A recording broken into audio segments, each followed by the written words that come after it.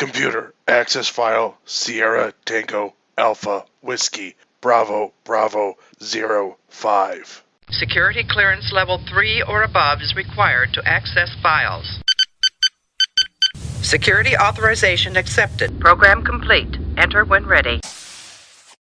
Hello and welcome to the Battle Bridge Podcast Episode 5, our briefing of the Unsanctioned regional event being held at the Dragon's Den in Wappingers Falls at 2 p.m. on Saturday, June 3rd. It's time for us to introduce ourselves and answer the question, which alien species in Star Trek made the best adversary? Hey, it's Pete. I'm still on the fence on this one. I could say Q, but I'm thinking more Borg. Fair. The big bad. Yeah, they're just, they came out of nowhere. They were a threat that was well advanced to the Federation at the time. And I don't know. I think they could have been used a little bit more menacingly than they were, but I think they were still a good adversary. Cool. My name's Ryan. I actually really like the Borg too, especially the way that they were set up, where you had this hanging over your head that you knew they were coming to the Alpha Quadrant, and it was just kind of there. But I would like to give an honorable mention to the Vidian, which don't get a whole lot of love, but the idea of a race that solely exists by harvesting other races' organs just to survive is it's a creepy idea. It's frightening, yeah. Hi, my name is Danish, and I'm going to go with the flow here. My pick was for the Borg as well. My reasoning was thematic. The Federation is all about sort of sharing and cooperation, and kind of an individuality expressed itself in creativity. The Borg is thematically the opposite of the Federation. And I think what makes the Borg so scary is that they're completely opposite to the Federation. I think they were a fantastic adversary. All right, I'm going to break with this, Borg love. I think the Cardassians, not the Cardassians, the Cardassians were the best adversary in species in Star Trek. And while the Borg are really cool, they weren't utilized enough or to me effectively to be an adversary, where the Cardassians, they were the adversary throughout DS9, and they were really well developed. They were really just an amazing plot device to be used. I definitely Cardassians for me. I think the Cardassians are a great choice, but I gotta say, to call the Borg underused, I think is silly. I mean, you had 7 and 9, who was a Borg who was on every episode of the second half. But not as an adversary. Well, not as an adversary. But you got to learn about their culture there too, and you had the Omega molecule. You had one. I mean, you had lots of Borg. Icheb, I was thinking about Icheb as well. The Borg were very well developed, and at times overused, I would think. Well, in Voyager, I guess, yeah, I will say it's almost Deus Ex Machina. Having not watched the entirety of Voyager, I can't speak to any of what you just said because I haven't seen it. Yeah, I just couldn't do Voyager. Now, the Cardassians were a great regional adversary, but once the Founders came on the scene, they got a lot more heavy backing behind them. We got to give honorable mention to the Jem'Hadar, I think, because they're pretty fearsome as well. Yeah, once they had that alliance going, they could actually project a lot better, had better, more technology and such. Well, this briefing episode is going to be about the obstacles scenario for Attack Wing. This is the suggested event that Nationals and Worlds will be using. And as we are holding the unsanctioned regional event for the Mid-Atlantic / North-ish East states, we had some issues on the Facebook Star Trek Attack Wing page where I said New York was a Mid-Atlantic state and Maryland got angry. All of it. Yeah. It totally is a Mid-Atlantic state, but there you go. It is. So anyways, this particular event is probably as close to the original rules as any that we've played recently. Certainly in terms of the OPs. The difference is that there are 6 obstacles that'll be placed, the 6 that came in the starter set. Starting with a player that has initiative, now this takes place before we even choose sides. Players place 1 obstacle face up on the map at a time, alternating between players, until each player has placed 3 obstacles. They may not be within range 1, 2 of any edge of the map, or within range 1 of any starting area, or any other obstacle. These act as described on page 22 and 23 of the Tackling Rules of Play, in which if you fly through them or you land on them, you roll 1 die and may have to take a damage. If you shoot through them, measuring nearest to nearest, then the defender has a +1 defense die. The obstacles that'll be chosen, there will be 3 space station, 1 asteroid field, 1 debris, and 1 derelict ship. Now, the interesting thing about this is each of the obstacles has a special effect area around it at range 1. For example, the space stations, once per turn, each player may have 1 of his or her ships within range 1 of this obstacle forego its attack to make a 3-dice attack against any opposing ship within range 1, 2 of this obstacle. There'll be 3 of those on the field. The asteroid field token, when an attack is obstructed by this obstacle, the defender rolls 2 additional defense dice instead of 1. With the debris field, when a ship moves into or through this obstacle, it sustains 1 normal damage in addition to normal obstacle damage. So a definite 1 and a potential 2nd. And finally, the derelict ship, which there'll be 1 of those as well. Once per turn during the planning phase, each player may remove 1 ox token from his or her ships that is within range 1 of this obstacle. Just to correct one thing you said there, Ryan, in the starter set, there's 3 space stations, 1 asteroid field, 1 debris, and 1 derelict ship. When the players place them, each player gets to place 3 of their choice. So you can wind up with 6 space stations on there if both players chose all space stations. Oh, I missed that as well. Thank you. Well, and I just want to have like the full ruling on rules on the obstacles. So when a ship executes a maneuver in which the maneuver template or the ship's base physically overlaps the obstacle, follow these rules. 1, execute the maneuver as normal, but skip the perform action step. So even if you fly through the obstacle, you lose completely through it. You lose your action step. Or perform action step. Wow. Okay. And then you roll an attack die and suffer damage from any damage rolls or critical rolls. If you land on the obstacle, you stay on the obstacle. You don't move back, and suffer penalties as normal. And then again, attacking through, the opponent, the defender gets bonus dice. You cannot it's closest to closest spot, and if any part of that range ruler overlaps the obstacle, it's considered obstructed. Now, I would actually like a clarification on that, I think. Are you placing the center of the range ruler on the corners? Are you putting one of the edges on one of the corners? I mean, how exactly is that going to be measured? The closest spot between 2 ships. Right, but it says the width of the range ruler in the rules on page 22 there. So suppose you could finagle. You have essentially twice the width of the range ruler to try and get yourself obstructed there.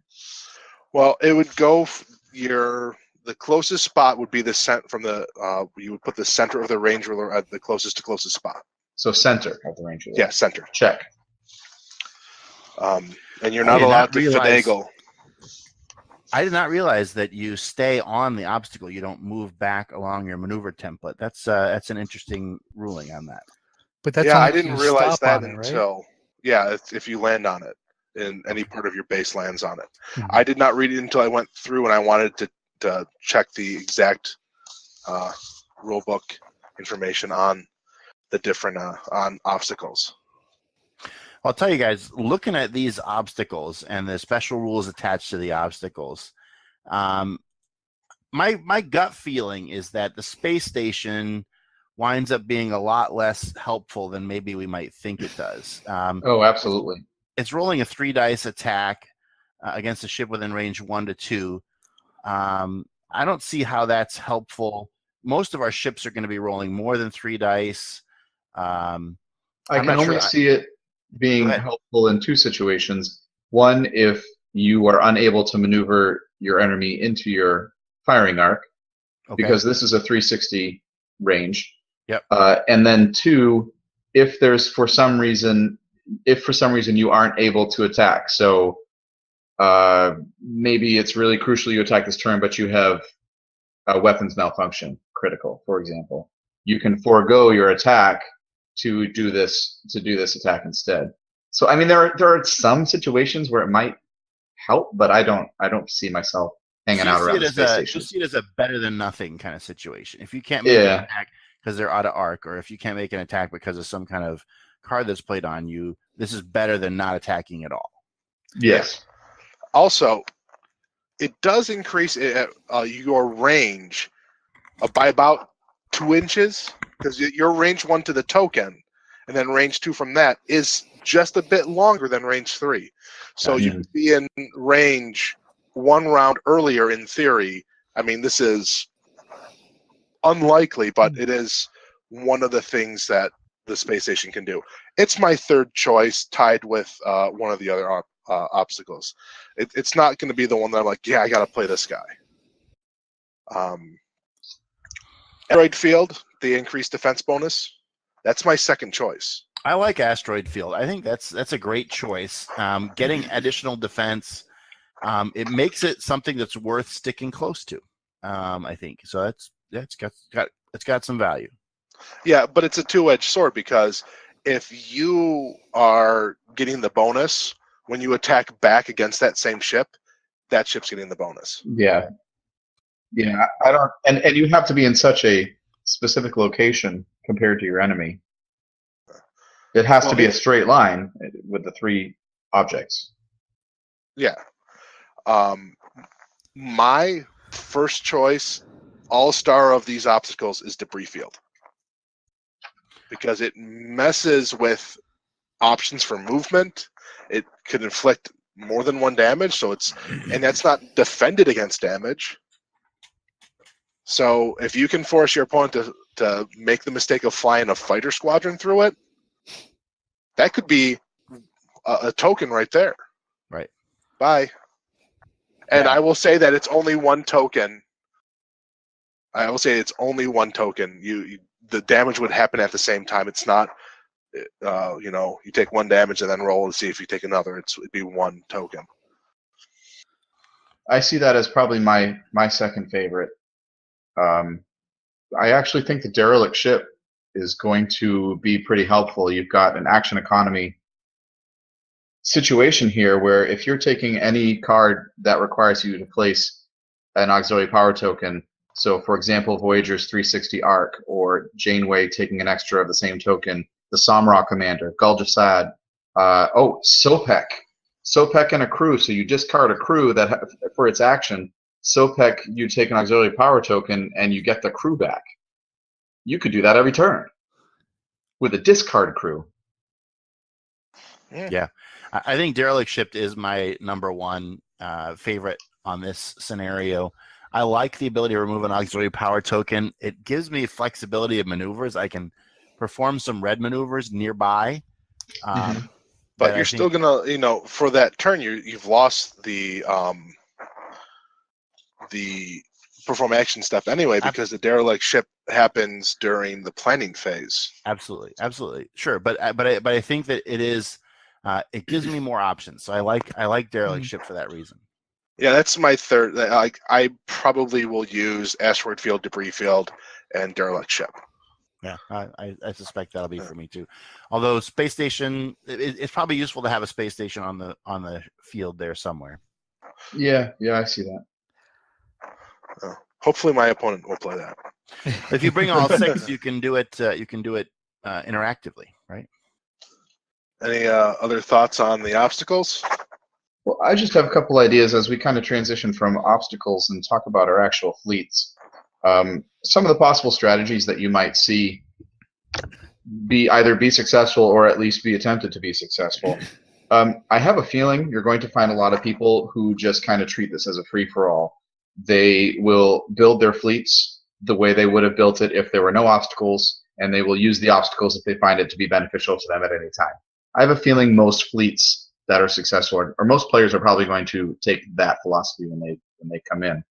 But the other ones that I see would be a full advantage fleet, trying to really use them to get yourself going. You'll need a high maneuver fleet in order to be able to do that. There's some English for you. A control fleet might be great, because if you can control someone to go into that debris field, like Chris was saying, that could be really helpful. And finally, just a straight up maneuver fleet, which would probably be fighters heavy. So if you've got your upgraded phasers, you may want to play those. If you'll likely see a lot of fighters in this for their maneuverability. I think you're right. And so that's a good transition into the discussion of the fleets that we've built. Each of us has built one fleet that we're going to present this week. And we'll present one fleet that we think we might run on Saturday. Pete, could you tell us what's your fleet that you've got ready to go? So I hadn't played with them in a while. I thought, hey, Kazon. As you know, I'm not a big fan of the Federation. Don't like a lot of humans.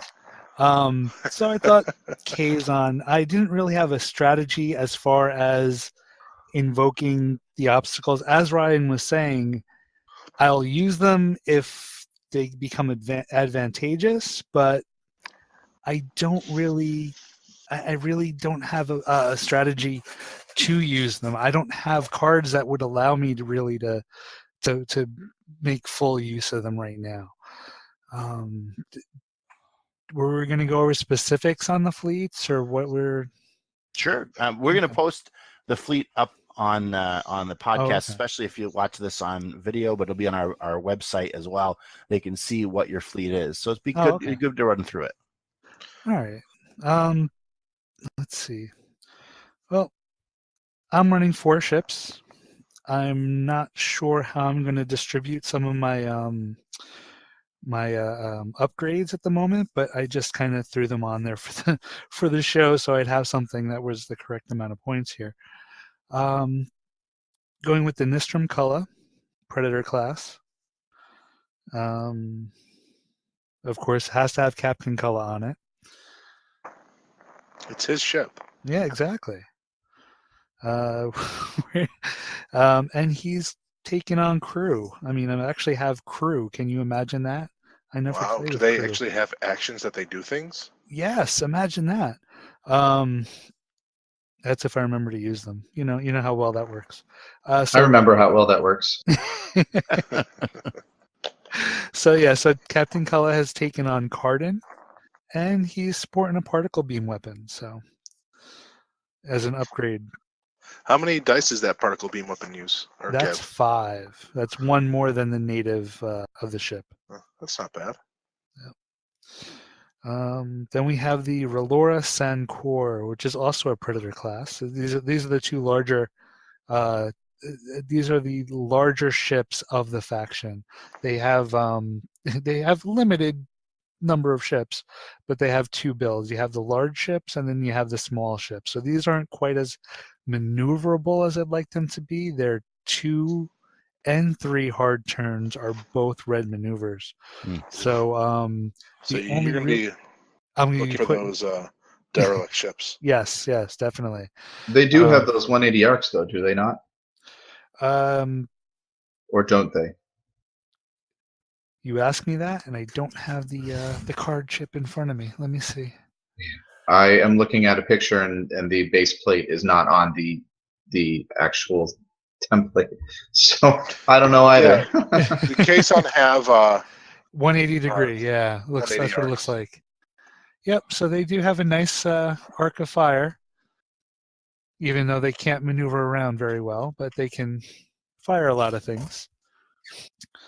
Where was we? That was the Olga. You're going into your other cards on this Relora Sancor. Right. So we have Captain Surratt and Seska as crew. Yes. See that? Look at that, more crew, and an aft torpedo launcher. Covering your rear. Yeah. See, That's I a thought- pretty good firing overall, because you have the Ford 180 Ford and the 90 secondary. Mhm. So you got a pretty good area of for attack in there. So now I took Seska because I thought that this OP event would be I'd be seeing a lot of Jennifer Siskos around. Yeah. And Seska specifically states for the ship action, if you target a ship at range 2 to 3, disable Seska and 1 crew upgrade of your choice on the target ship.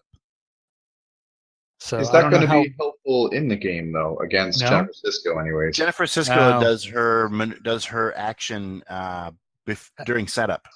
Oh no! I'm so sorry. Not Cisco's. What's the other one that allows you to? Oh no, that's a. Never mind. Everyone out in podcast land. Never mind. But regardless, Pete, that's a great choice for you, Seska is a good choice. because you can disable Sulu, you can disable Riker. Those are Right. the cards that are going to be boosting your opponent's abilities. You can disable Crewman Worf. Mhm. Lots of good uses for Seska. That's a keeper. Oh yeah. No. I wasn't. My thinking was just narrowed, and so I had to. I was like, oh, I can do it for this. And I'm like, wait, no, that's not right. So yeah, but she is feel useful free in other to things. disable my Jennifer Sisko with her. Yeah, absolutely. I hope you do disable my Jennifer Sisko at that point. I may just go out and buy her just so that you can disable mine too. As you can tell, folks, as I said, I don't like humans. I don't really read their cards either. So I'm not up on everything. Yeah. Anyway, so my next ship is the Halleck Raider. I chose all of the name ships for this event. Captain is Jabin. He defending. He gets 1+1 defense die. So that would give 3 to the. This is one of the smaller ships of the nice. Kazon. So he's got 3 defense dice there. And at the moment, as I said, I haven't really figured out if I'm going to keep the lineup yet, but he has 2 crew members. One is Haliz, and he has a neat, interesting function. When I'm defending, I may remove my captain card to cancel the attack that's coming at me.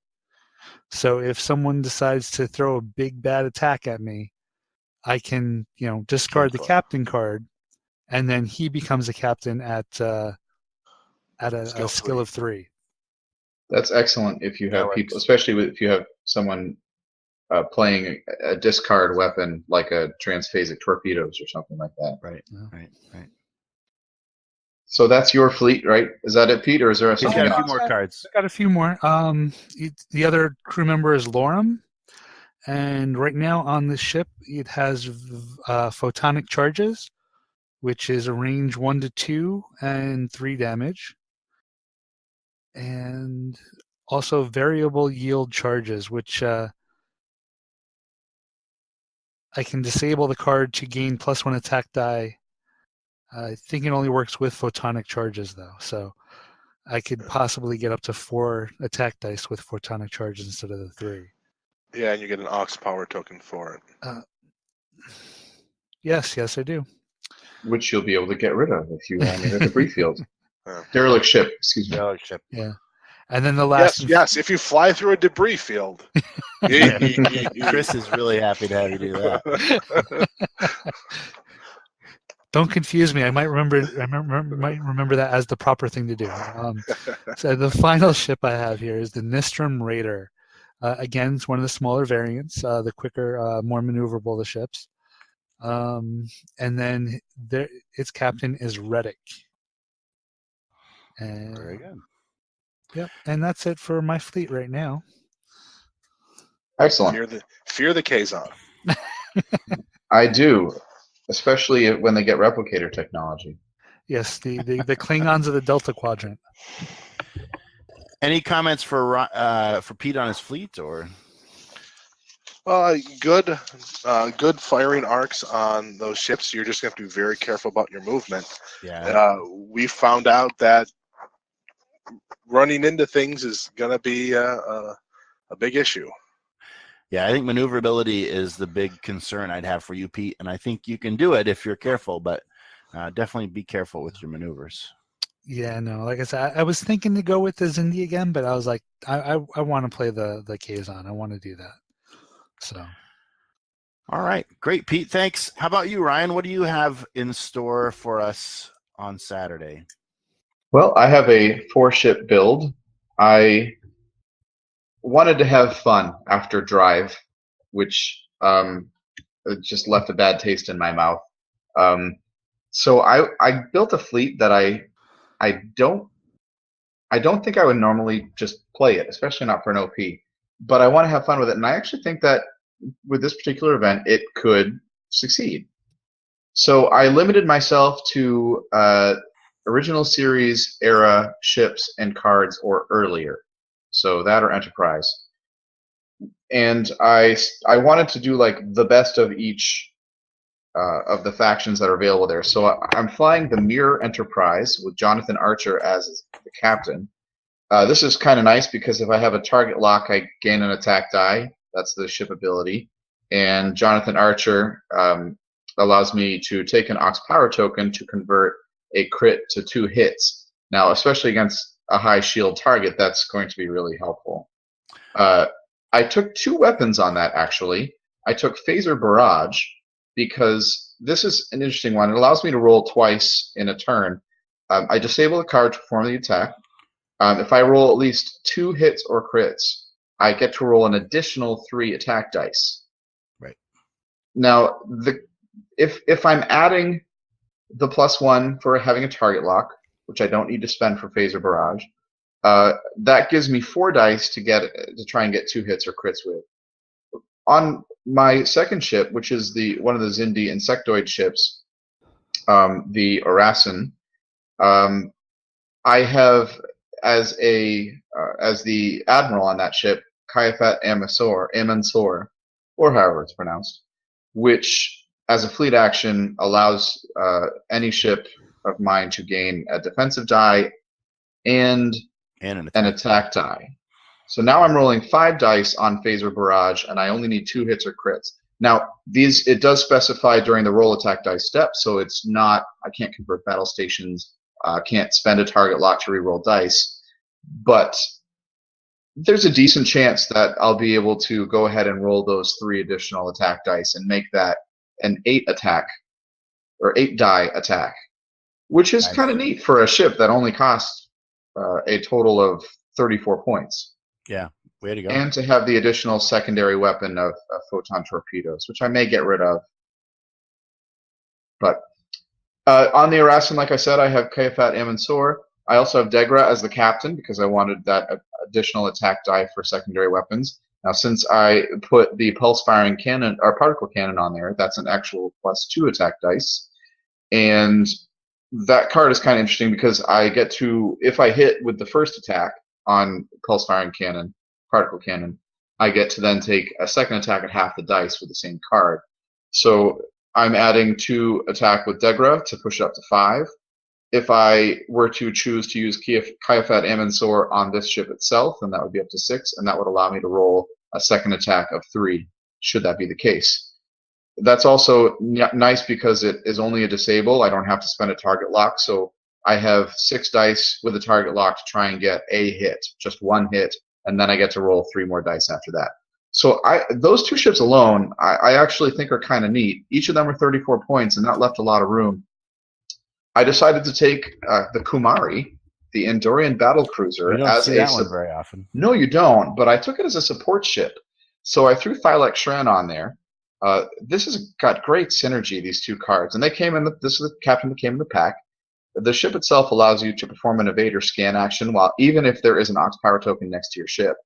Thylak Shran, who is a skill 6 captain, whenever you perform an evade or a scan, you may target a friendly ship within range 1 of your ship and place the same token on that ship as you placed on your own. Yeah. And then you take an Ox Power token. So, I mean, you're starting to look at, I can throw a scan on the Arasin when I'm also trying to just get that one hit so I can roll 3 more dice afterward. They're going to have 1 less defense die, and I'll have that 1 extra chance to get a hit through. So I'm planning on flying those 2 as a pair, but I'm probably going to keep the ISS Enterprise close as well, because if I want to scan on that ship to work with Phaser Barrage, that would be helpful. So my last ship is the refit Enterprise, the first one that was released, not the Enterprise A. The USS Enterprise Constitution class, which allows me to, I mean, it's got an attack of 3, but I can disable 2 active shields to gain +1 attack for each of those. So now I'm looking at a 5 attack. I put Mr. Spock on there so I can get the extra action. I also took photon torpedoes for when I run out of shields to disable. The one with the 5 attack and a battle station to crit conversion. So it's looking like a little meaty build there, considering it's only original series and Enterprise era ships. And I'm actually kind of excited to play it. I think it looks like a lot of fun. When I look at this build, Ryan, what I see is you got high maneuverability, small ships, light ships, and Options. And a lot of options. A lot of options without a lot of flug. You know, you don't have a lot of extra weight on there. I think it's a good build. It's a nice build. I mean, the attack rating is good. The only problem I see is low captain skills. Yeah, I think that's going to be good with maneuvering, though, which is one of the reasons why I chose the lower skills. I wanted to be able to move first so that I wouldn't be limited by where other ships' bases were. That's fair. The other thing is you don't have a high defense at all, and so no, I don't. You're going to be vulnerable to sort of some heavy hitting attack ships. Absolutely. Yeah. But good build. Good build.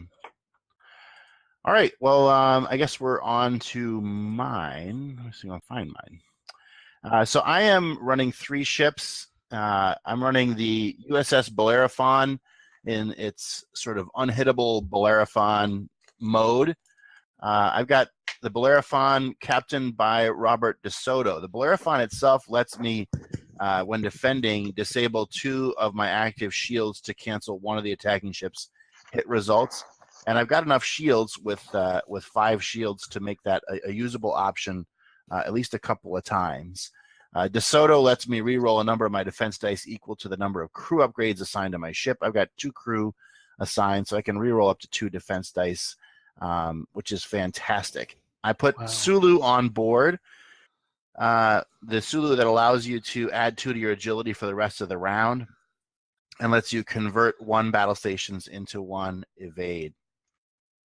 William Riker, crewman Riker, at the 3-point crewman Riker. Each time I defend, roll +1 defense dice, and I can convert 1 of my battle stations into an evade. Also protects my captain card, or actually, it gets better if my captain card is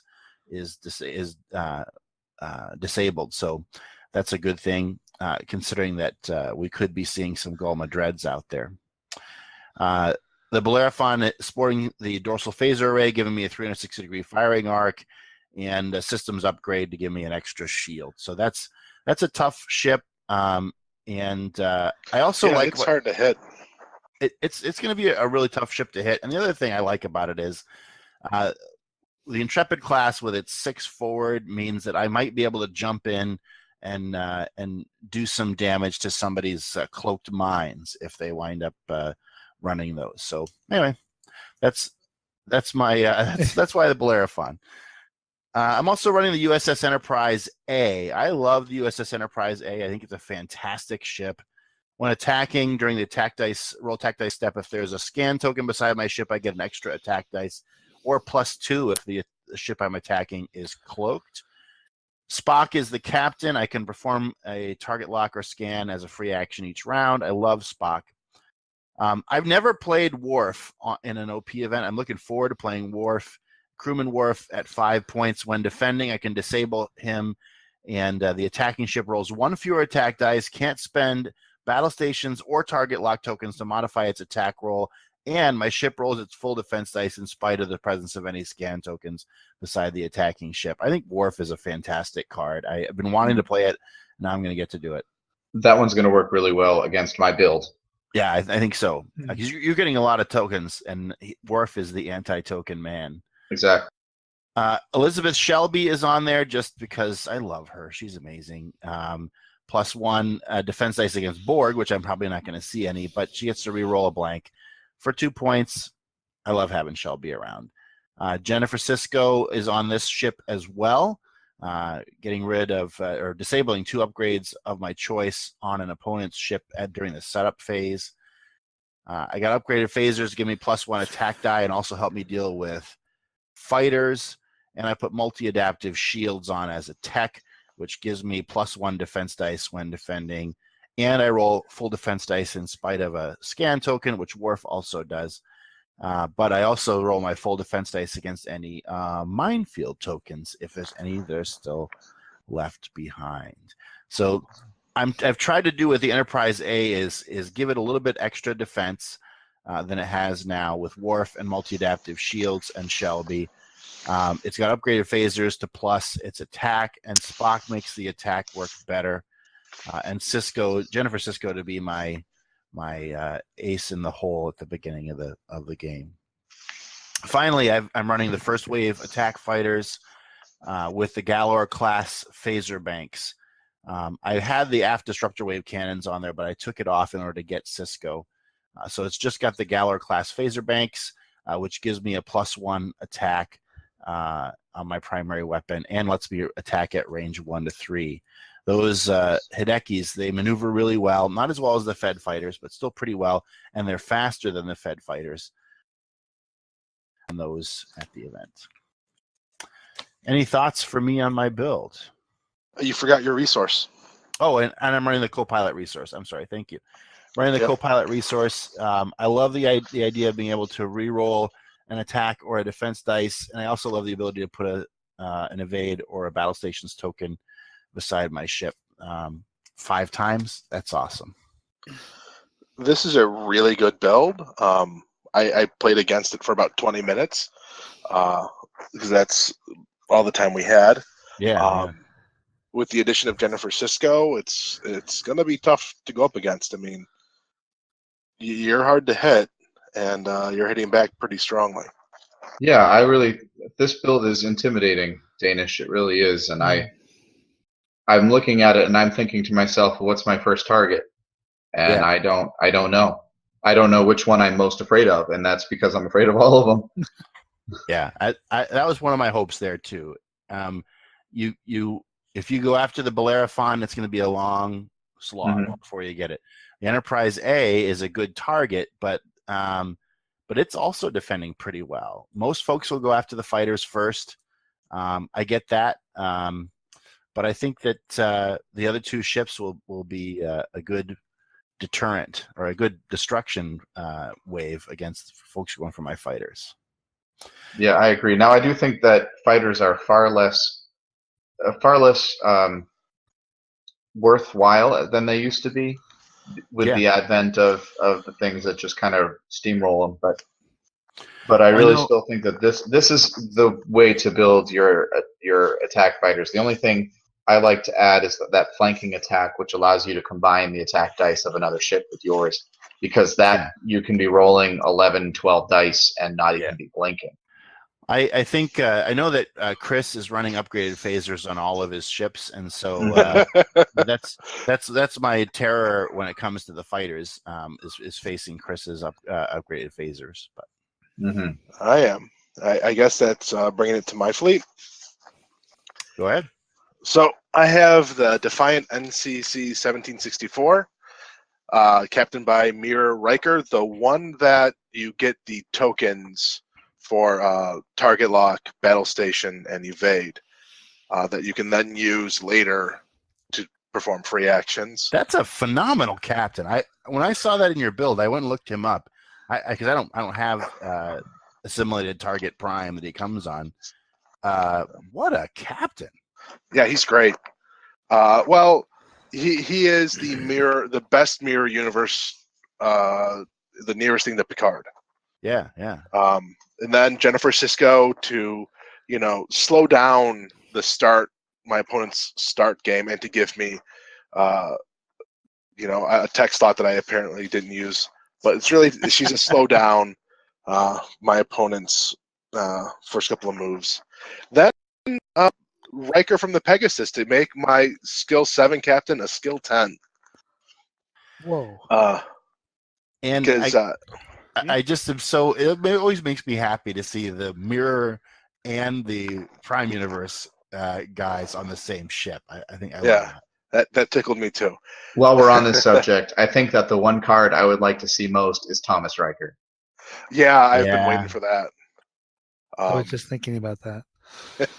But continue. And then Sorry. the Type 8 and upgraded phasers to boost the 3 attack to a 5, and to decimate fighters if they come after me. Second ship of the 3 that I'm flying is the Enterprise A, captained by Jean-Luc Picard, skill 9.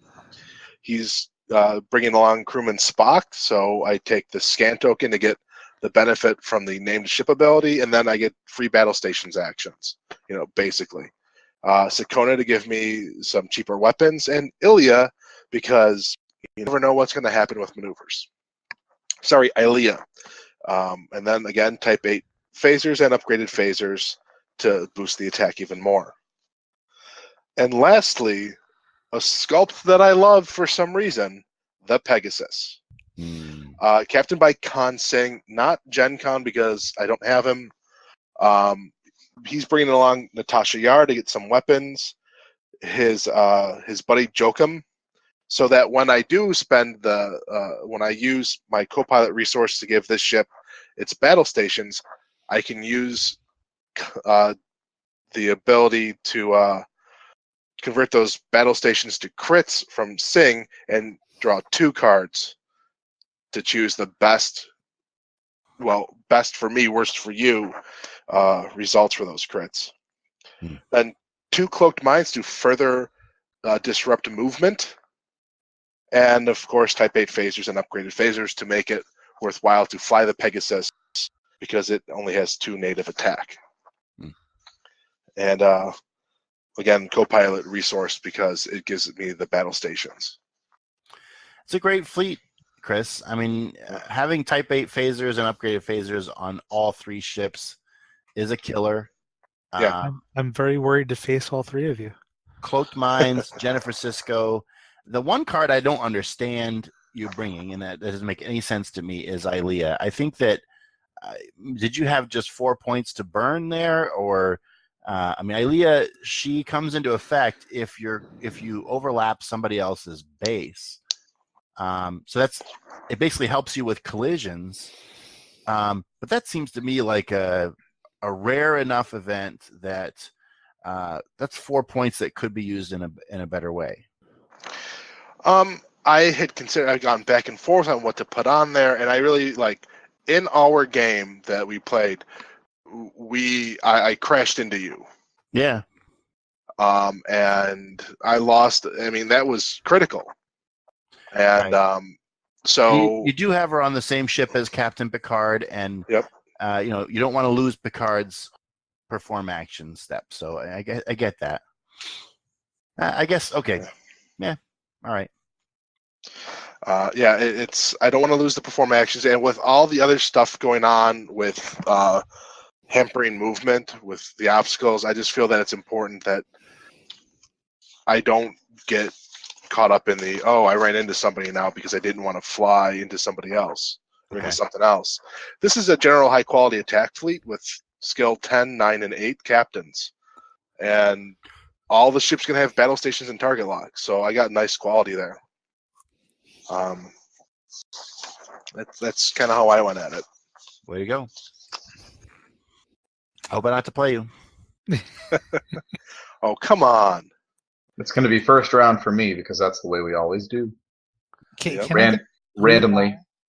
So when I played Chris and I got to play for 20 minutes, and I actually it wasn't this fleet, was it? No, I did not like how that game was going. No, it was going pretty badly for you. Okay, never mind. So I still don't want to play you. Never mind. So, does anyone have any final thoughts about this scenario? I'm looking forward to playing it. I think for me, I know I talk a lot, so I apologize. But I'm looking forward to playing it because I think that this is a great scenario for experienced players and new players alike. I think it makes this a very open, accessible OP event. It doesn't have it doesn't have strenuous requirements on you for what you do with your build. The drive OP, for example, was very difficult to be if that was your first event. If all you owned was the starter set, there was really almost no way. There's no way you could play the event. This one you can, and I think this is a great event to use as a regional event. Yeah. Personally, I wish I could choose debris field 3 times. I think it will have the strongest impact on the decision-making process for both players, but we only got 1. Other than that, I agree. I love this scenario. It's a straightforward battle with a twist to it. Yeah. And it feels, the placement of tokens could either be incredibly important, or because there are 8 inches on either side of because the tokens have to be in the center. There's 8 inches around the outside of that. There are no tokens. You could play, in theory, you could just joust outside the tokens. They're not going to be involved for the most part. So, it's going to depend on placement of those tokens and the individual play styles of the people. There's a lot that could happen here. I love it. So, I just wanted to point out something that I decided to do with the tokens, just so it would make it a little bit easier for gameplay.